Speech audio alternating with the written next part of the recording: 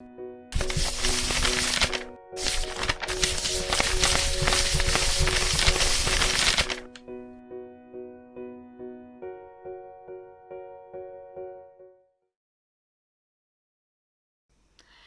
folks, I'm Marina Namju and welcome to Prep Up with Marina.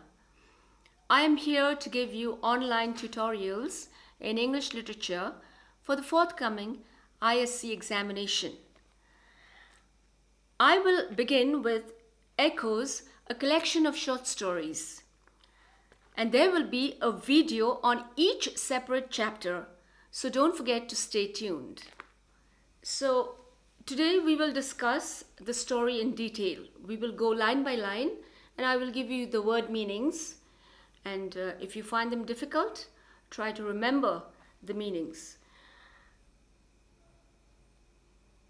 The chapter that I'm going to deal with today is The Story of Anna by KATE Chopin. Alright, we'll begin now. Knowing that Mrs. Mallard was afflicted with a heart trouble, great care was taken to break to her as gently as possible the news of her husband's death. So here we come to know that Mrs. Mallard was afflicted. Afflicted means that she was suffering from a heart disease, and therefore whatever news that was going to be told to her, it was done very gently and with great care. And the news was about the death of her husband. It was her sister Josephine who told her in broken sentences, veiled hints that revealed in half concealing. So the person who broke the news to her did it very slowly, very gently. Veiled hints means as if she was hiding something. All right, that revealed in half concealing. Half concealing again means hiding certain things. Her husband's friend Richards was there too, near her. So there were two people with Mrs. Mallard when she got the news of her husband's death. One was her sister Josephine and the other was her husband's friend Richards. It was he who had been in the newspaper office when intelligence of the railroad disaster was received, with Bentley Mallard's name leading the list of killed. So here we come to know the name of Mrs. Mallard's husband, who is supposed to be dead. His name is Bentley Mallard, and it was Richards who actually got the news about the death of Bentley Mallard. He had only taken the time to assure himself of its truth by a second telegram and had hastened means he had hurried, to forestall. To forestall means to stop any less careful, less tender friend in bearing the sad message. So here we come to know that Bentley Mallard's friend Richards, when he got the news about Bentley's death, he wanted to hurry immediately to Mrs. Mallard's place to break the news himself. He did not want somebody, who was less sensitive to break the news about her husband to Mrs. Mallard. She did not hear the story, as many women have heard the same, with a paralyzed inability to accept its significance. So Mrs. Mallard did not hear the story. That means she did not take the news as many women do. All right, with a paralyzed inability. Paralyzed means stunned, when somebody is totally shocked. She wept at once. This was her reaction. With sudden, wild abandonment. She did not care. She just started weeping in her sister's arms.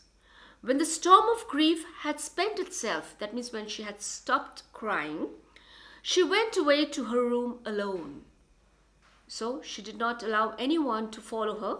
She just left the room and went into her bedroom. She would have no one follow her. There stood, facing the open window, a comfortable, roomy armchair. Now these descriptions are very important, so please pay attention.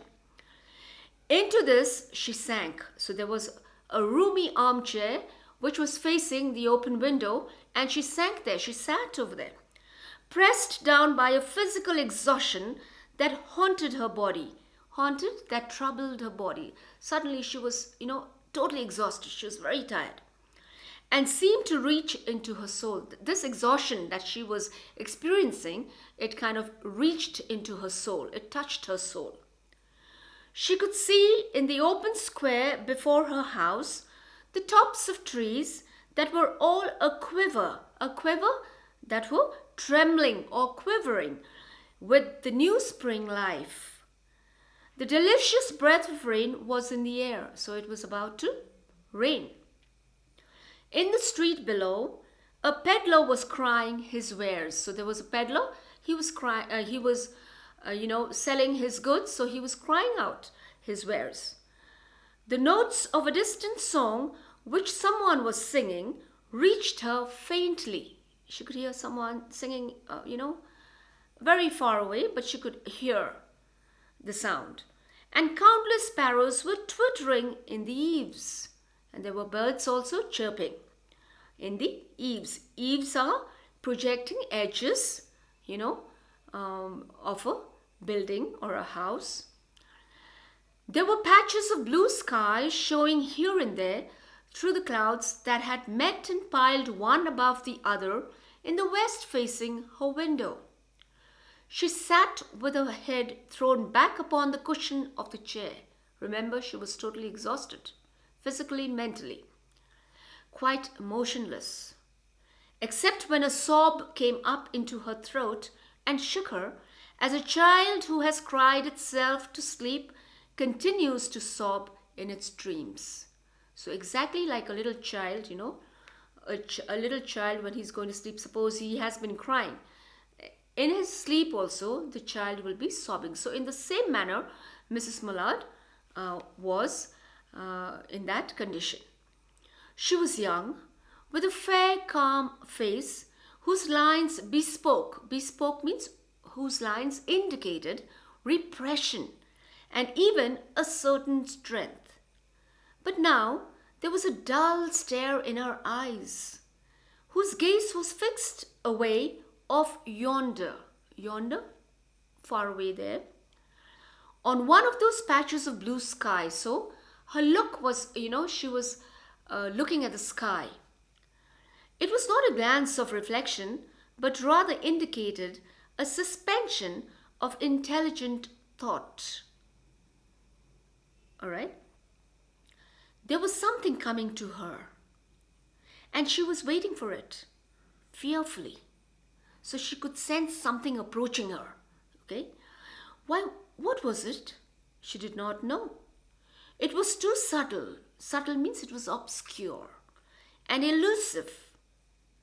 Elusive means it was very difficult to understand, something very difficult to define, and something elusive to name.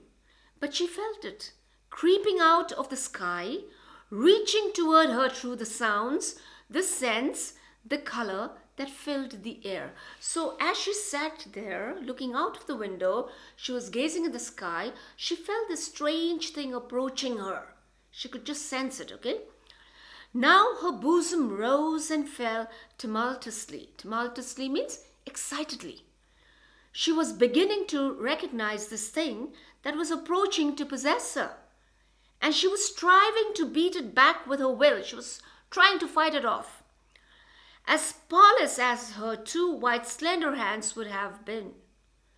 When she abandoned herself, a little whispered word escaped her slightly parted lips. She said it over and over under her breath. And what did she say? She said, "Free, free, free." The vacant stare and the look of terror that had followed it went from her eyes. Earlier she was a little apprehensive. She was a little frightened. She did not know what was approaching her. But now, that terror, it leaves her. They stayed keen and bright. Her eyes were keen and very bright. Her pulses beat fast. She was excited. And the coursing blood, coursing the blood that was flowing, okay, in her body, in her veins. Coursing blood warmed and relaxed every inch of her body. She did not stop to ask if it were or were not a monstrous joy that held her. She felt a certain kind of deep joy within herself, a clear and exalted perception. It was this perception, was a favorable perception. It enabled her to dismiss the suggestion as trivial. She knew that she would weep again when she saw the kind, tender hands folded in death. She's talking about the dead body of her husband. She knew that she would cry again when she had to see it. The face that had never looked save with love upon her, fixed and grey and dead. But she saw beyond that bitter moment a long procession of years to come that would belong to her absolutely. Now she realized that she had gained a certain amount of freedom. All right, this is what she is actually realizing now. And she opened and spread her arms out to them in welcome. She spread her arms out to the freedom that she was about to experience now after the death of her husband. There would be no one to live for her during those coming years. She would live for herself. There would be no powerful will bending hers in that blind persistence with which men and women believe they have a right to impose a private will upon a fellow creature. All right? Now, what is this blind persistence? Now, this blind persistence here, it refers to the fact that men and women, all right, they continue to force themselves on each other without even realizing, because they consider it to be their right. Now, this normally happens after a marriage, okay? They impose themselves on each other. A kind intention or a cruel intention made the act seem no less a crime as she looked upon it in that brief moment of illumination. Illumination means that moment of understanding. And yet, she had loved him. Sometimes. So, she had loved him. She had loved her husband, but only sometimes. Often, she had not. What did it matter? Now it did not matter whether she loved him just sometimes or she had not loved him at all. What could love, the unsolved mystery, count for in face of this possession of self-assertion which she suddenly recognized as the strongest impulse of her being? So, here, self-assertion means the forceful impression, all right? And strongest impulse means the most powerful force. So what could love, the unsolved mystery, count for in the face of this possession of self-assertion?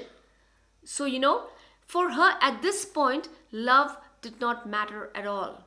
Because now she had embraced something else, embraced the freedom which she was now experiencing. Free, body and soul free, she kept whispering. Josephine was kneeling before the closed door with her lips to the keyhole, imploring for admission. So her sister Josephine was outside the room, maybe on the corridor, and she was requesting her sister to open the door. Louise, open the door. I beg, open the door. You will make yourself ill. So Josephine was worried that her sister Louise might fall ill. What are you doing, Louise?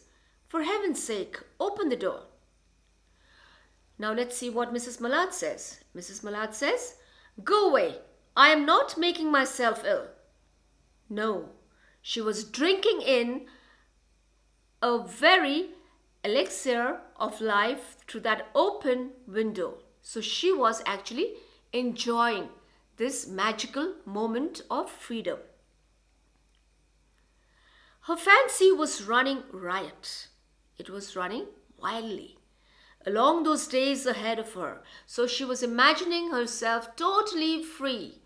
All right, those days that her future days, that she would be experiencing all by herself, her freedom. Spring days and summer days, and all sorts of days that would be her own. She breathed a quick prayer that life might be long. It was only yesterday she had thought with a shudder that life might be long. So, now that she realized that she was totally free, she was not under anybody, especially her husband. So she wished that life would be long. She would live a longer life.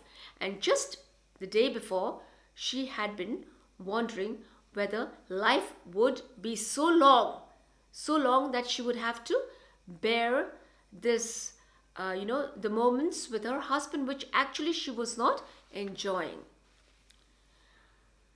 She arose at length, so finally she got up and opened the door to her sister's importunities. Importunities means her demands. There was a feverish triumph in her eyes, and she carried herself unwittingly like a goddess of victory. She clasped her sister's waist, and together they descended the stairs. Richards stood waiting for them at the bottom. Someone was opening the front door with a latchkey. It was Bentley Mallard, who entered, a little travel-stained. A little travel-stained means he looked a little tired after traveling. Composedly, carrying his gripsack and umbrella. Composedly means very calmly. He had been far from the scene of accident and did not even know there had been one. He stood amazed at Josephine's piercing cry, at Richard's quick motion to screen him from the view of his wife. So, as Josephine and Louise, that is Mrs. Mallard, they were descending down the stairs, and Richards was waiting at the bottom of the stairs. Suddenly, somebody was opening the door with a latchkey.